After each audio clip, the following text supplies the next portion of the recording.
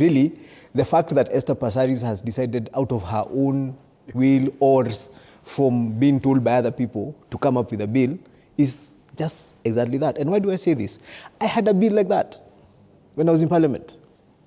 And I said this immediately after the post-election, the violence after 2017 elections, when ODM went to the streets. I have said on this station, 13 years ago I went to court and got an order that instructed police officers to give me protection so that I could go to Limuru and hold a demonstration and hold a meeting. It was called Limuru 2B, 13 years ago. 9 years ago, I went back to court again and got another order. Now, as a non-demonstrator, the first order, I was seeking it as a demonstrator, the right to demonstrate, right? Then in 2016, I went back and I was asking, okay, sawa, we have a right to demonstrate. What are the rights of the non-demonstrators when demonstrators are demonstrating? Because you see, we also have to remember, all of us are Kenyans. We talk about Article 37, which is very important.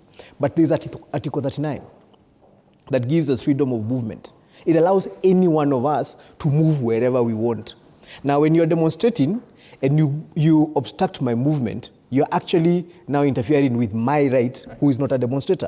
And we have to agree, you as you demonstrate and you exercise your right to demonstrate, how about me who is in a car or who is in a public service vehicle or on a boda, who needs to go to work or out or continue my work? How do we integrate those two? And then there's also Article 33, which we also keep quoting, freedom of expression.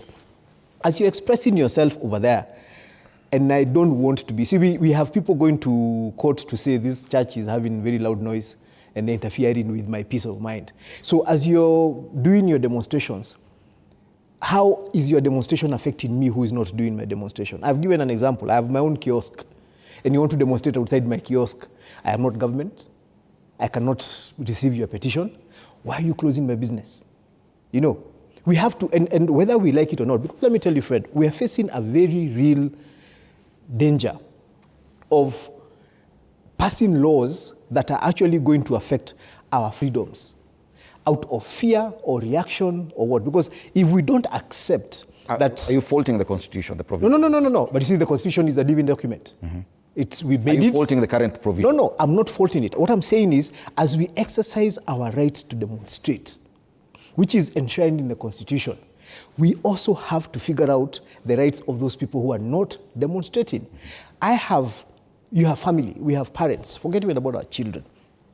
Assuming my dad or my dad, the canon, decides to travel to Nairobi, and somehow he just did not notice that today there was going to be demonstrations. Because, you know, he has absolutely nothing obligates him to organize his travel to or from Nairobi based on the fact that you want to do a demonstration. So if he wants to come to Nairobi on 7th, for example, Sabasaba, and he travels all the way from Nyeri, either by private car or by matatu, gets to Nairobi, and then at Tea Room or at Kencom, as he's figuring out how to get a vehicle to my home, bumps into this crowd of other Kenyans demonstrating. I want you to be able to assure me that he is going to go on with his business. He's going to be able to cross, get into a matatu or pick a cab. Whose responsibility is that? You see now, that is what we need to talk about.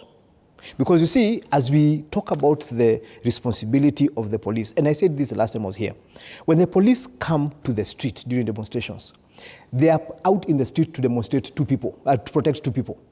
The people who are demonstrating and the people who are not. We have this belief that when police come to the street during demonstrations, they are there to protect the demonstrators alone. No. If you, and I asked, I've asked this before, when you have young people in the streets, and we don't have, not like during when Akina Nat were doing demonstrations and they came in uniform. And you tell me, you see that group of 100 people? All those are demonstrators. Then you show me another group of 100 young people and they are robbing a lawyer somewhere around a corner. And you tell me, okay, those are demonstrators, those are goons. At what point? Because when those guys who are robbing that lawyer, and you saw that clip, okay, when they were robbing that lawyer and they went around a corner, when they go around the other corner and join the group of demonstrators, how do you tell them apart? How do we make... Because let me finish, Fred, let me finish this point as you take that break. Let me finish this point. As we make our laws, as we continue exercising our rights, we have to remember that we have two sides to every right There's a person exercising it and the person who has chosen not to. Okay. And you have to protect both. And who's responsible for protecting both either side? That is the question. Yes. Let's take a short break. We're discussing this bill by Esther Passaris.